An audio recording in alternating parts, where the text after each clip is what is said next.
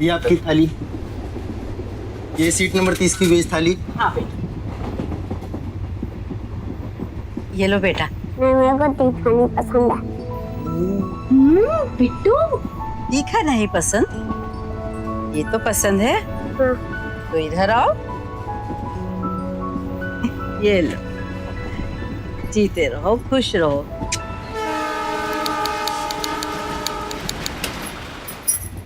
हे भगवान।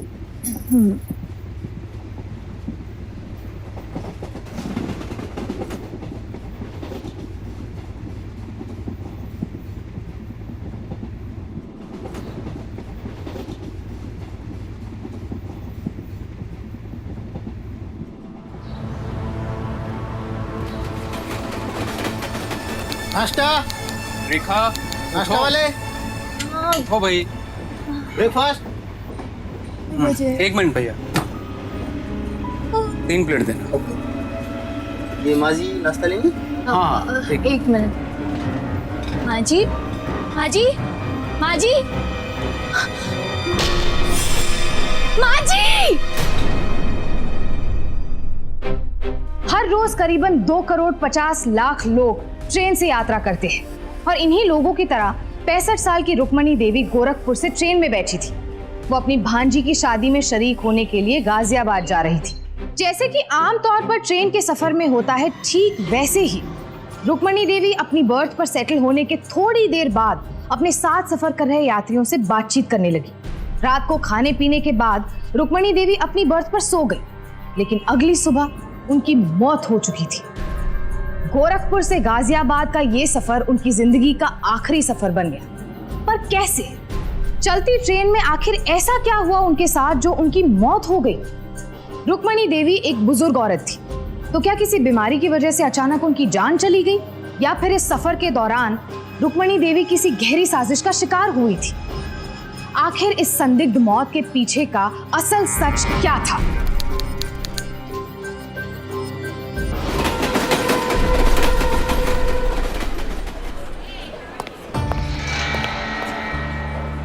आइए दादा।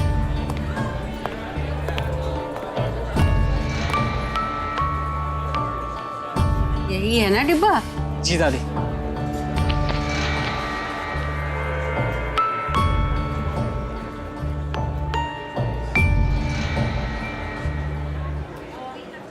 दादी, वहाँ कहाँ जा रही है? क्या है आपकी सीट? Seat number 30। आइए, ये नीचे वाली। बुढ़ापे में भूलने लग गई हूँ। यहाँ डाल दीजिए।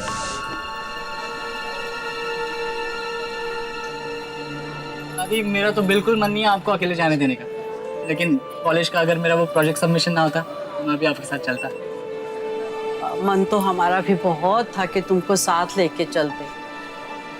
अच्छा दादी, जल्दी आना और अपना ध्यान रखना, और गाजियाबाद पहुँचते ही मुझे फ़ोन करना। और हाँ, दवाइयाँ लेना मत भूलना, मैं रोज़ फ़ोन करता रहूँगा आपको। अच्छा बाबा, देख रहे हैं आप, ऐसे डांट रहा है जैसे मैं बच्ची हूँ और ये मेरा दादा।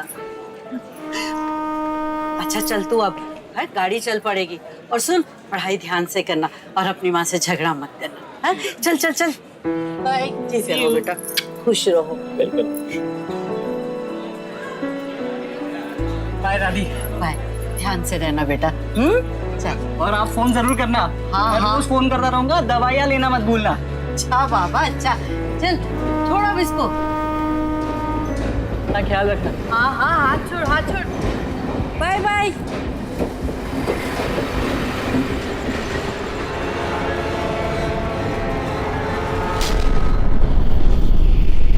माँ जी, आप अकेले ऐसे कहाँ जा रही है?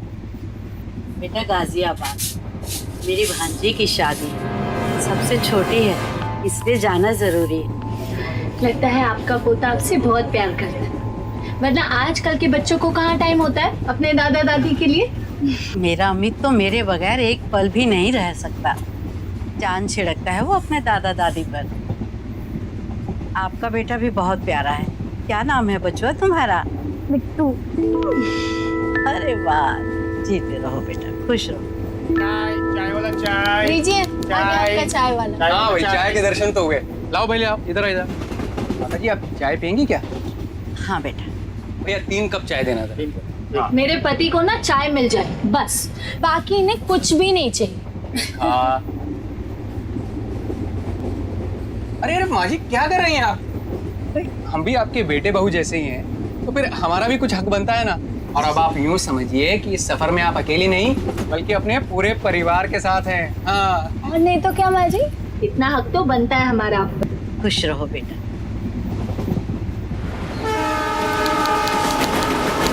अरे वाह क्या ज़माना आ गया है। पहले लोग हैप्पी जर्नी बोलते थे, अब हैव ए सेफ जर्नी का मैसेज भेज रहे हैं। सही है यार, आज के ज़माने में हैप्पी होना मुश्किल नहीं है, लेकिन सेफ होना मुश्किल है।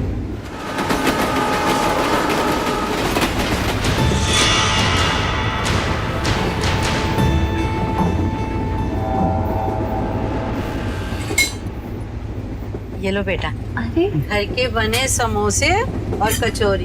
अरे वाह वाह माता जी वाह। तुम भी लो ना। जी, वाह माता जी वाह, मजा आ गया। घर के बने नाश्ते की तो बात ही कुछ और है। अरे बिट्टू तुम भी लो ना। बिट्टू तीखा नहीं पसंद? ये तो पसंद है। इधर आओ। ये लो, जीते रहो खुश रहो। मेरा अमित जब छोटा था ना तो उसे सोने से पहले रोज चॉकलेट चाहिए होती, ना मिले तो पूरा घर सर पे उठा लेता था। खाओ बच्चों। अरे भैया कहाँ बैठ रहे हैं? ये रिजर्व कंपार्टमेंट है और ये माता जी की सीट है। आप खड़े होइए और कहीं और जाके बैठिए। अरे तो क्या हुआ? अरे हमको नहीं ये अपना संसार बसा रहे, थोड़ी देर बैठेंगे बाद में उतर जाएंगे ना। बदतमीजी की भी हद होती है। आपको दिख नहीं रहा है कि ये माँ जी यहाँ बैठी हैं और आप फिर भी जबरदस्ती कर रहे हैं? हाँ ना, ये दिख रहा है। अब तो हम यहाँ स्टेशन आने तक बैठेंगे, क्या करोगे? ए मिस्टर, टिकट है क्या तुम्हारे पास? तुम्हें कहा है दिखाई टिकट? तुम क्या टीटी हो का? एक तो टिकट नहीं है, ऊपर से दादागिरी कर रहे हो। पानी देखो पानी। अरे भाई चलो खड़े होके कहीं और जाके बैठो ना। क्या हुआ भैया, काहे दंगा मचा रहे हो? अरे दंगा हम नहीं, ये कर रहा है। एक तो ऐसे ही रिजर्व कंपार्टमेंट में घुस आया है और ऊपर से तेवर दिखा रहा है। अब देखिए ये बेचारी माता जी अकेले सफर कर रही हैं, तो क्या ये मनमानी करेंगे? काहे भैया, जब तुम्हारे पास टिकट नहीं है तो तुम यहाँ काहे बैठे हो? अब बताओ, दूसरों के सीट पे बैठोगे तो नाराज होंगे ना वो। एक काम करो, तुम हमारे साथ चलो, हम तुमको दूसरे बोगी में सीट दिलवाते हैं। वैसे कहाँ जाना है तुमको? मेरठ। अच्छा चलो हमारे साथ चलो, बैठिए आप आराम से, आ जाओ। अजीब अजीब लोग आ जाते हैं।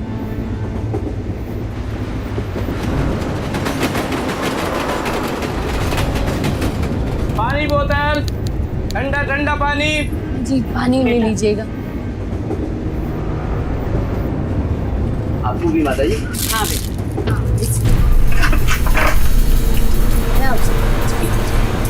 ये लो।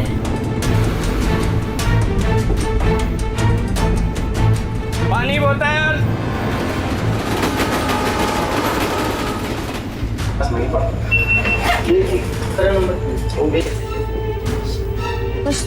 ये आपकी थाली, ये सीट नंबर 30 की वेज थाली। हाँ।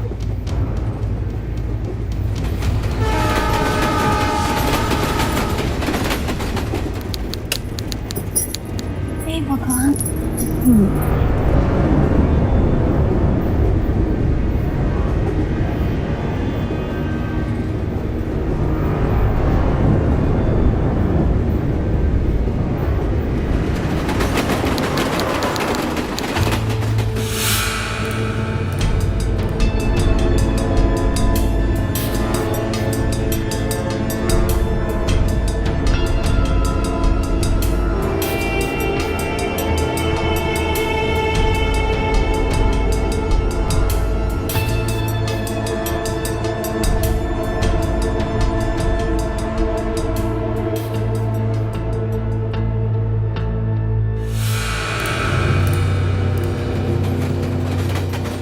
नाश्ता, रेखा नाश्ता वाले, उठो भाई। ब्रेकफास्ट, एक मिनट भैया, ब्रेकफास्ट। 3 प्लेट दे। ये माँ जी नाश्ता लेंगी? हाँ एक मिनट। माँ जी माँ जी, माँ जी, माँ जी। चलो जरा संभाल के लो। 1 मिनट रुको।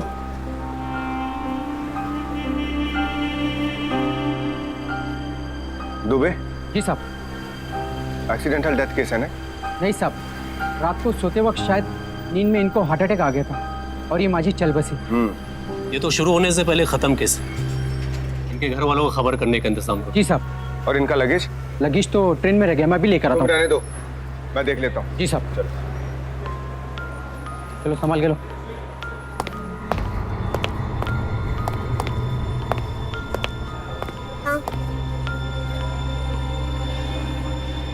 वो बुजुर्ग महिला इसी वक्त पर थी?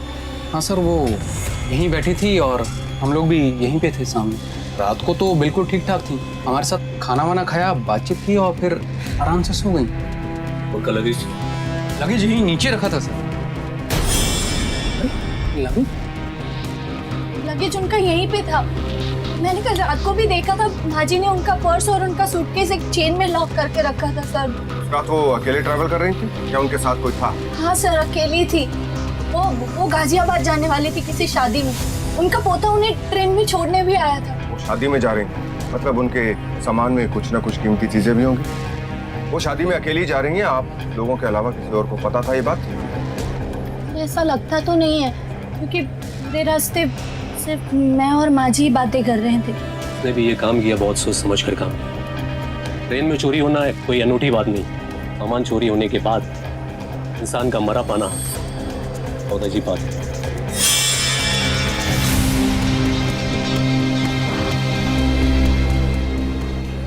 इस मूवी में जितने भी पैसेंजर सबकी लिस्ट है, उसमें सारे लोगों के नाम इसके अंदर, सारी इंफॉर्मेशन इस पर मिल जाएगी आपको। जी हाँ, सब पूरी डिटेल इसके अंदर।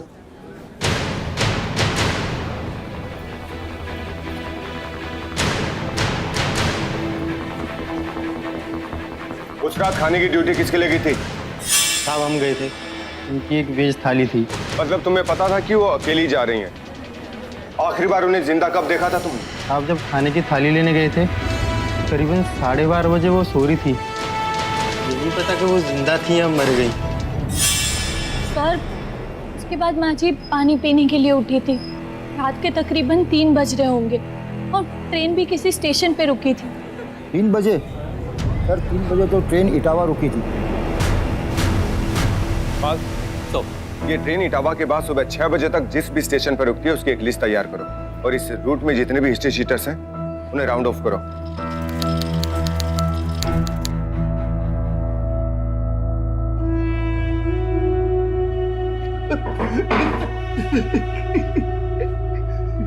रुक्मणी, कुछ बोलो ना।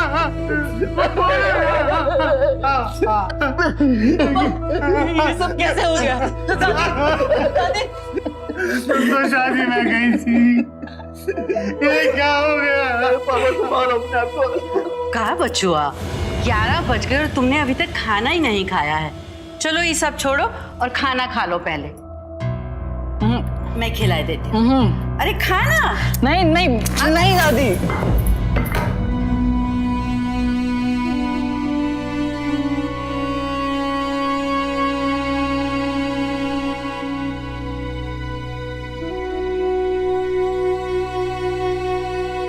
आज तो तुमने हमको डांट दिया है बिटुआ, पर हम नहीं होंगे ना तो कोई नहीं डांटेगा तुमको। मर जाएंगे तो हमारी आवाज सुनने को भी तरसोगे तुम। मेरी माँ कुछ बोल नहीं रही है। हमें संभालिए। क्या होगा? शादी में कैसी?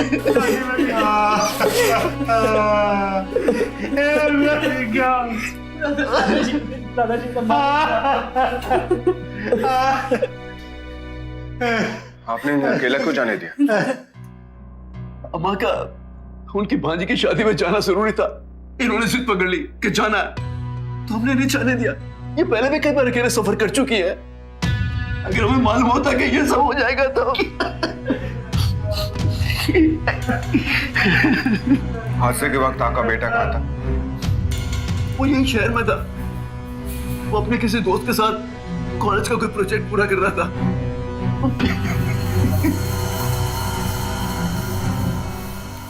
ध्यान से देखो इस फोटो को और बताओ कि किसने की है इनकी हत्या। तुम में से जिसने भी ये काम किया है ना, अभी भी अपना मुंह खोल दे,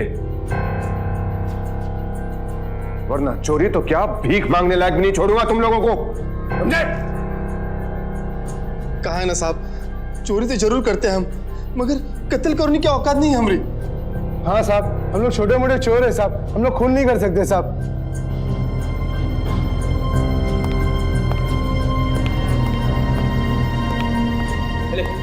चल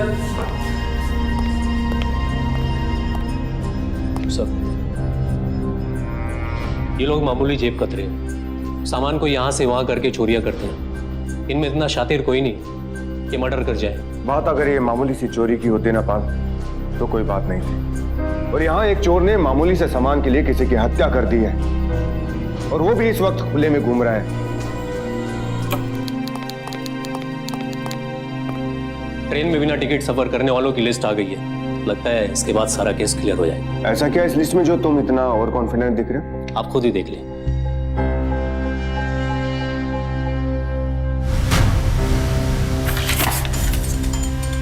अमित वहां क्या कर रहा था?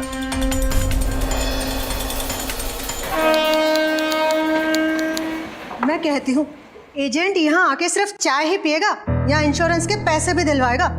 सब बोल भी कैसे? अरे अरे बेटा, सविता बहू, वो तुम्हारी सास थी। तुम लोगों का बस चले ना तो पैसे के लिए तो तुम तो ऐसी बात कर रहे हैं जैसे सविता ने ही अम्मा को मारा हो। तुम तो बस चुप ही रहो।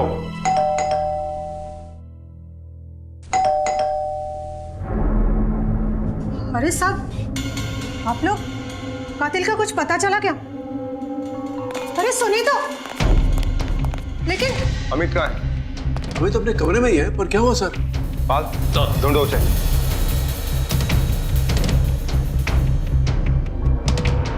क्यों सर? अभी पता चल जाएगा।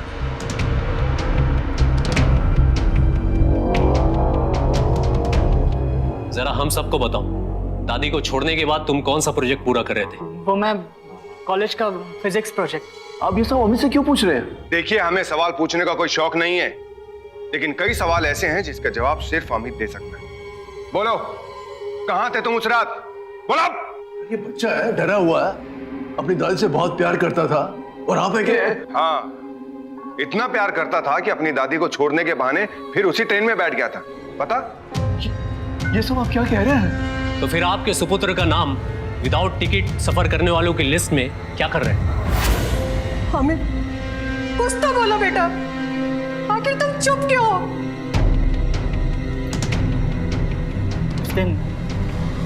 उस दिन दादी को छोड़ने के बाद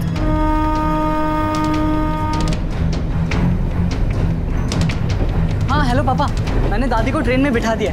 अच्छा, वो प्रोजेक्ट पूरा करने के लिए मैं विकी के घर जा रहा हूँ, रात को वहीं रहूँगा। हाँ, वहीं से कॉलेज चला जाऊँगा। ओके बाय पापा।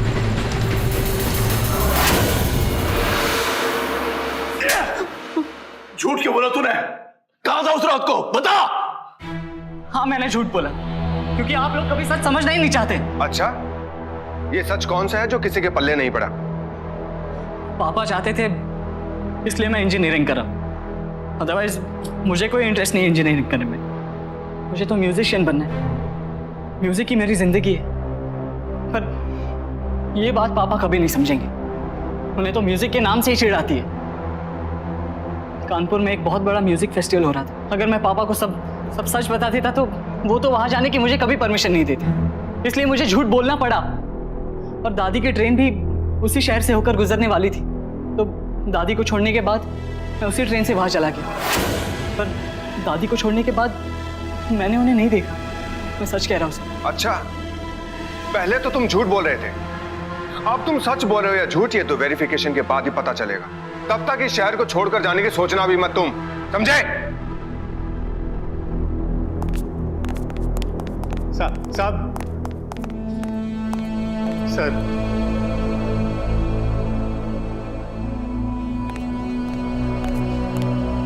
रुक्मणी, मैं बहुत अकेला हो गया हूँ।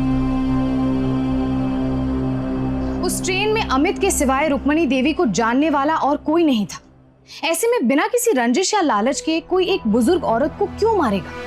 तो क्या अमित ने चोरी की आड़ में अपनी दादी से कोई बदला लिया था, या फिर रुक्मणी देवी की मौत के पीछे कोई और राज था? शक की सुई अभी भी अमित पर टिकी हुई थी। अमित अभी भी शक के घेरे से बाहर नहीं हुआ था। सर, बात बहुत बढ़ गई है। सुबह से मीडिया के फोन पर फोन आ रहे हैं। मुजरिम तो छोड़िए, यहाँ कोई सुराग तक नसीब नहीं हो पा रहा है। पाल, कहीं ऐसा तो नहीं है कि मुजरिम हमारे सामने है और हम उसे दुनिया भर में ढूंढ रहे हैं? तुम ऐसा करो, 2 लोगों को अमित के पीछे लगा दो, क्योंकि वो जितना भोला बन रहा है उतना भोला है नहीं। Okay sir. यार विकी, तुम लोग डिसाइड करो कौन कौन लोग आ रहा है, कौन कौन लोग जा रहे हैं वहां से। अच्छा, हम लोगों को सबको साथ में निकलना है, स्टेशन पे मिलेंगे, उसके बाद वहां से हम लोग सब साथ में मिलके जाएंगे। तू रोहित से बात कर ले पहले, उसके बाद फिर हम लोग डिसाइड करते हैं। हाँ,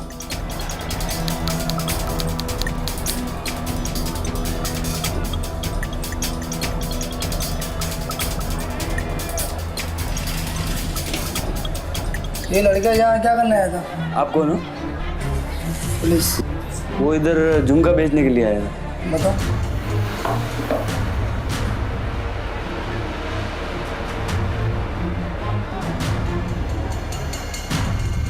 इंस्पेक्टर साहब, आपने मुझे अकेले क्यों बुलाया? कातिल का पता लगा है क्या?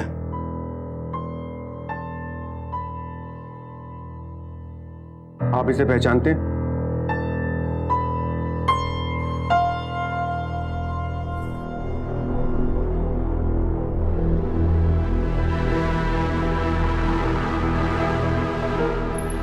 रुक्मिणी, ये वही झुमके हैं ना जो शादी के बाद मैंने तुम्हें मुंह दिखाई में दिए थे? 40 बरस से संभाल कर रखे हैं मैंने। और 40 बरस से मुझे भी तो संभाल रखा है। चलिए। ये आपको कहां से मिला? ये तो मेरी रुक्मणी का है, और इसे वो अपने साथ ले गई थी।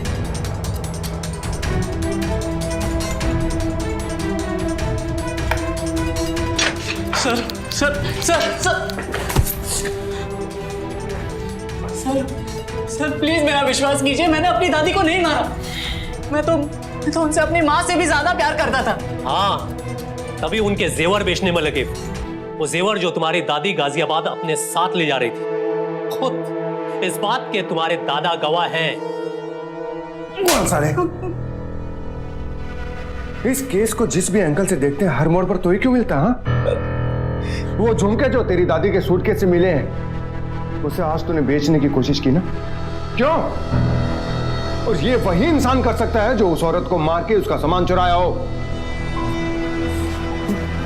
बोल अमित, इस बार सब कुछ सच सच बोलना, वरना तेरे साथ वो सलूक करूंगा जो एक मुजरिम के साथ करता हूं, और वो सलूक तुझे बिल्कुल रास नहीं आएगा।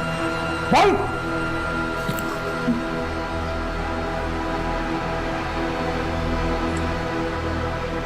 आप सही हो, मैंने अपने दादी के झुमके चुराए, पर ट्रेन में नहीं, घर पर। उस दिन यार विकी, मैं जानता हूँ इस म्यूजिक फेस्टिवल से अपने बैंड को कितना एक्सपोजर मिलेगा, पर तू पापा को जानता है ना, उन्हें तो म्यूजिक के नाम से ही चिढ़ है। वहां जाने की परमिशन तो मिलेगी ही नहीं। और वो मेरा गिटार भी खराब हो गया, नई गिटार आएगी 25,000 में, वो कहाँ से लाऊंगा? और तू बता, बिना अच्छे गिटार के मैं कैसे परफॉर्म करूं? यार ऐसा मौका रोज रोज नहीं मिलता। ये हमारे लिए टिकट टू बॉलीवुड हो सकता है। और रही बात 25,000 रुपए की, अगर तूने ठान ली तो उसका जुगाड़ तो तू कहीं से भी कर सकता है। उस दिन दादी अपने झुमके दादाजी को दिखा रही थी। अब आपसे दूर जा रही हूँ, लेकिन इन्हें फिर भी अपने साथ लेके जा रही हूँ। रखना संभाल के। वो झुमके दादी ने बैग में डाल दिए।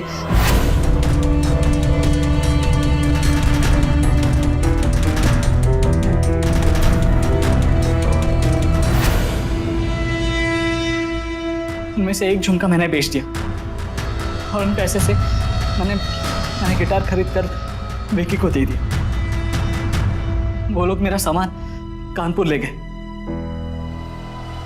मैंने जानबूझकर जिद करके दादी को स्टेशन छोड़ने की बात की और फिर उसी बहाने मैं ट्रेन में चढ़ गया बिना टिकट। मुझे हर हाल में वो म्यूजिक कंपटीशन अटेंड करना। पर सर, मैंने अपनी दादी को नहीं मारा। मैं सच कह रहा हूं, मैं ऐसा सोच भी नहीं सकता। मैंने अपनी दादी को नहीं मारा। मुझे तुम्हारी किसी भी बात का कोई यकीन नहीं है, क्योंकि जो इंसान झूठ बोल सकता है, चोरी कर सकता है, वो किसी का भी मर्डर कर सकता है। पाल, इसको तब तक रिमांड पर रखना जब तक इसके बेगुनाही के सबूत नहीं मिल जाते। Okay sir.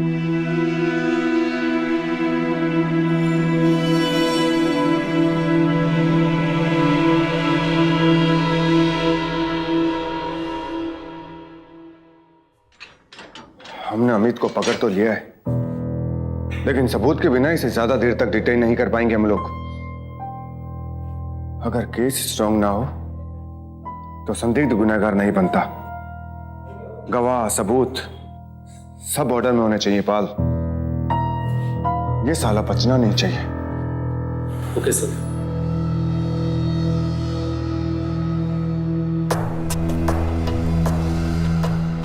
ये केस एक पल में शीशे की तरह साफ हो जाता तो दूसरे ही पल पहले से ज्यादा उलझ जाता। अब तक के मिले तथ्यों से ये तो साफ था कि रुक्मणी देवी का कत्ल इटावा के पास हुआ था और पुलिस की शक की सुई भी बार बार अमित की ओर इशारा कर रही थी। पर इन सब में कुछ ऐसा था जो अभी भी मिसिंग था। आखिर क्या था वो मिसिंग लिंक जिसके करीब पुलिस अब बस पहुंचने ही वाली थी?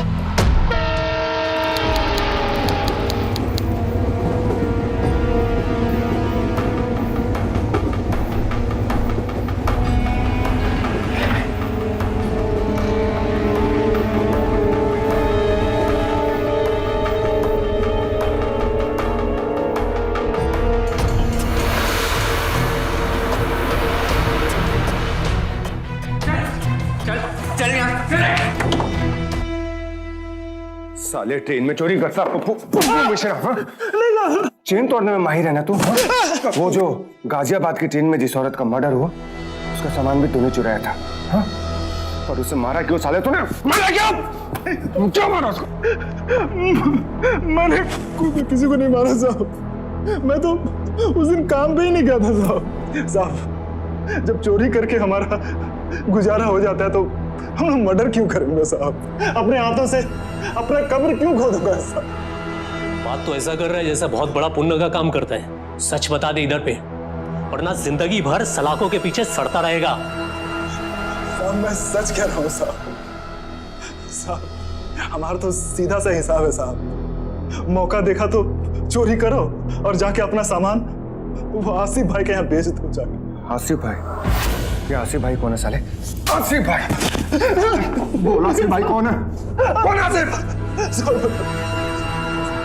वो साहब फारूक नगर से पहले जो एक रेलवे यार्ड है उसी के पीछे वो अपना चोरी का सामान खरीदने का धंधा चलाता है। हम लोग वहीं पर अपना सामान बेचते हैं। रेलवे स्टेशन से चोरी करके रेलवे यार्ड में ही बेच रहे हो तुम लोग? सब छोड़ दो, हद्दी हो गई। मर्डर नहीं किया। बात कर दी लोगों ने साले।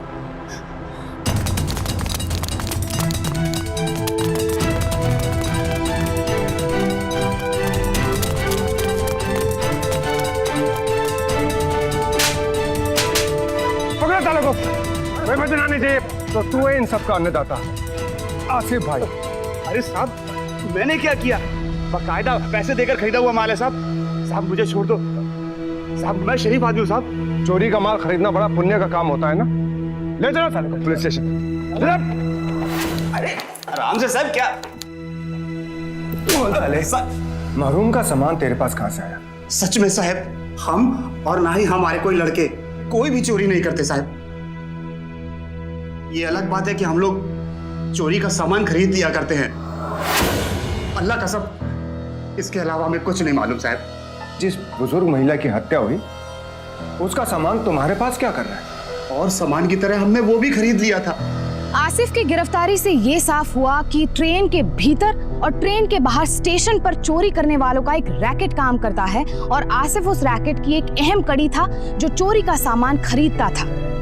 इस केस में आरपीएफ के लिए बड़ी लीड थी ट्रेन में मौजूद इतने सारे काम करने वालों में से असली कातिल को पकड़ना, यानी कि भूसे के ढेर में से सुई को ढूंढने से कम नहीं था।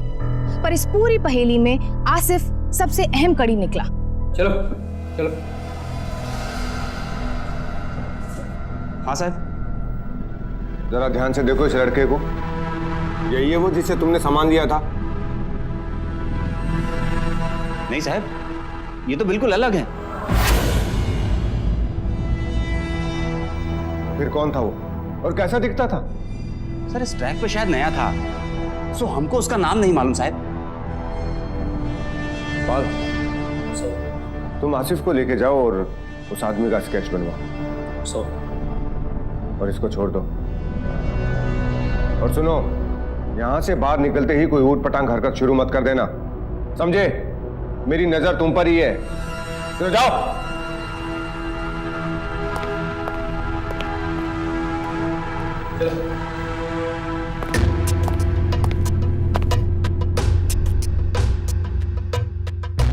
सर माथे के पास ना थोड़े बाल कम थे उसके। हाँ सर, और सर आंखें थोड़ी बड़ी बड़ी।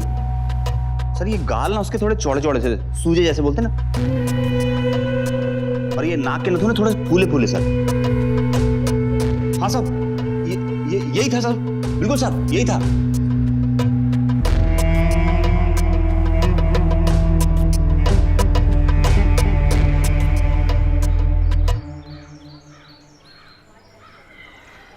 दो कप चाय दे यार, पहले 2 गिलास पानी पिलाओ। कुछ समझ नहीं आ रहा है कि क्या करें।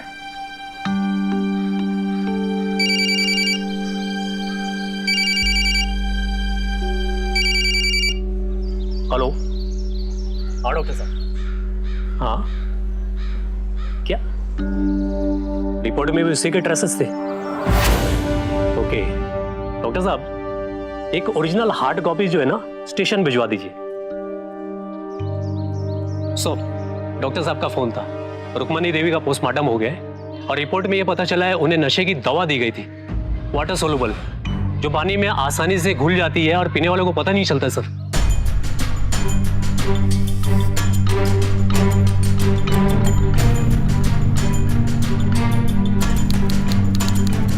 उस दिन उस ट्रेन की पूरी स्टॉप लिस्ट है मेरे पास, जो कि नाइट ड्यूटी पे थे। ये रहा। सब सुभाष और रेखा से बात हुई, उन्होंने बताया कि रुक्मणी देवी ने उनकी तरह पेंट्री कार से पानी लिया था, अपने खुद की कोई पानी की बोतल नहीं लाई थी। उस दिन जिन जिन लोगों की पानी बेचने की ड्यूटी लगी थी उन्हें बुलाओ और पेंट्री के पूरे स्टाफ को बुलाओ। सब चलो बाहर आओ, खड़े हो जाओ इधर लाइन से सब लोग। चले बाहर आओ जल्दी, आप इस तरफ आइए। तुम में से किसी को कुछ भी पता हो या जरा सा भी शक हो तो मुझे बता दो। सर उस रात ये लोग 5 ट्रेन में थे। रही पानी बेचने की बात तो 3 लोग इंचार्ज थे, ये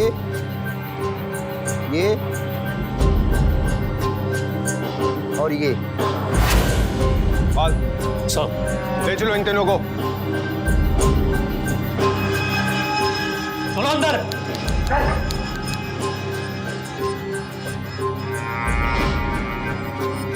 पहचानो इनमें से किसने आपको पानी पिलाया था?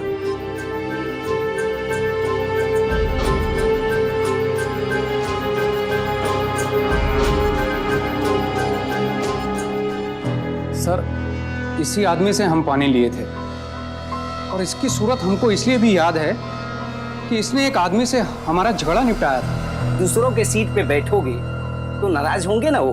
एक काम करो, तुम हमारे साथ चलो, हम तुमको दूसरे बोगी में सीट दिलवाते हैं। बिना मार खाए बोलेगा या मार खा के? बता, उस बुजुर्ग औरत के पानी में तूने नशे की दवाई मिलाई थी ना? नहीं साहब, हम बिल्कुल सच कह रहे हैं साहब। वो तो झाड़ू वाला ने हमको कहा कि तुमको 200 रुपया कमाना है का, तो हमने हाँ कह दिया। फिर उस झाड़ू वाले ने हमको एक छोटी सी बोतल दी और कहा कि इसको पानी में मिलाकर सीट नंबर पे जो बुढ़िया है उसे दे देना। साहब मैं लालच में आ गया। वो 200 रुपए तुझे किसने दिए? वो झाड़ू वाले ने दिए? नहीं साहब, उसने नहीं दिए थे। वो झाड़ू वाला हमको पेपर वाले के पास लेकर गया और पेपर वाले से बोला कि तुम्हारा काम हो गया है। फिर वो पेपर वाला हम दोनों को पैसा दिया और पता नहीं साहब कहाँ चला गया। चौधरी,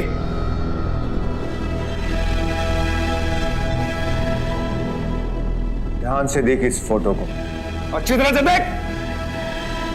तो बता कि यही आदमी था क्या वो? नहीं साहब, ये आदमी को तो हम आज तक कभी देखे ही नहीं। ये आदमी नहीं था साहब।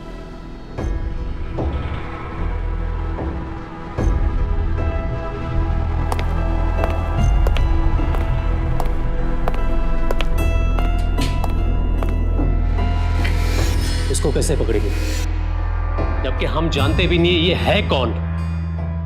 ये जो कोई भी है पाल, लेकिन हमें इसे पकड़ना है और हर हालत में और रंगे हाथों पकड़ना है। मेरे पास है एक तरकीब।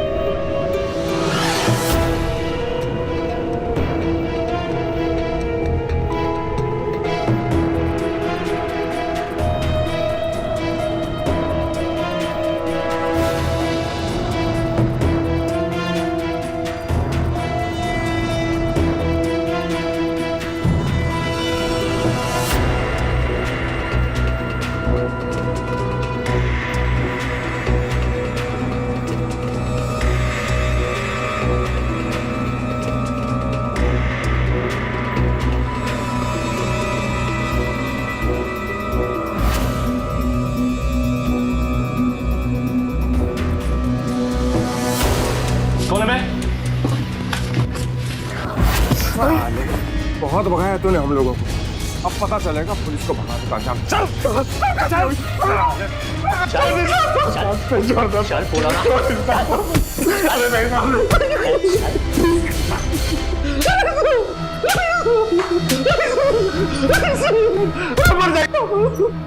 चल बेटा, अब बता तेरी जन्म कुंडली। चल। साहब, हमारा नाम विजय, हम इस धंधे में बिल्कुल नया हो साहब। इससे पहले मैं जेल में एक पेंटी स्टाफ में काम करता था सर। हमारी तनख्वाह बहुत कम थी साहब, जिससे मैं बहुत टेंशन में रहता था और बहुत परेशान रहता था। फिर हमने देखा लोग अपने सामान को लेकर बड़ा बेफिक्र, बड़ा लापरवाह। तो भाई साहब, हमारे अंदर का शैतानी कीड़ा जाग गया और हम छोटी मोटी चोरी करना शुरू कर दी। शुरुआत में तो मोबाइल का चार्जर, टार्च और जूता चप्पल, और धीरे धीरे लैपटॉप और मोबाइल तक चोरी करने लगे। एक दिन अचानक हमारे बड़े साहब ने हमको रंगे हाथ पकड़ ली। नौकरी से निकलने का दुख तो जरूर था साहब, पर मैं आजाद हो गया। हमने सोचा इधर उधर रोज हाथ मारने से अच्छा मैं खुद का अपना नेटवर्क खड़ा करूंगा। फिर हमने नेटवर्क में सबसे पहले झाड़ू लगाने वाले को शामिल किया। तो झाड़ू तो अवश्य लगाता था और लोगों पे नजर रखता था और हमारे लिए टारगेट ढूंढता था। मेरी भांजी की शादी, इसलिए जाना जरूरी।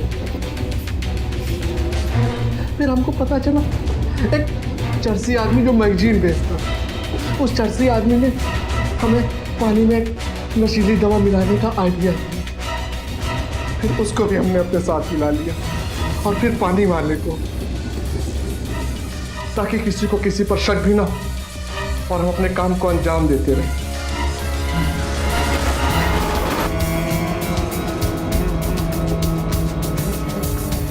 सर कसम से उस पुड़िया के मामले का आपको हमारा कोनो इरादा नहीं था साहब। पर क्या करते, जब हम उसका सामान लेके जाने लगे उसकी नींद खुल गई।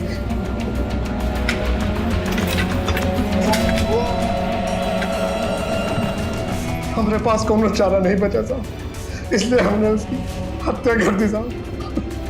हत्या हो गई हमसे साहब।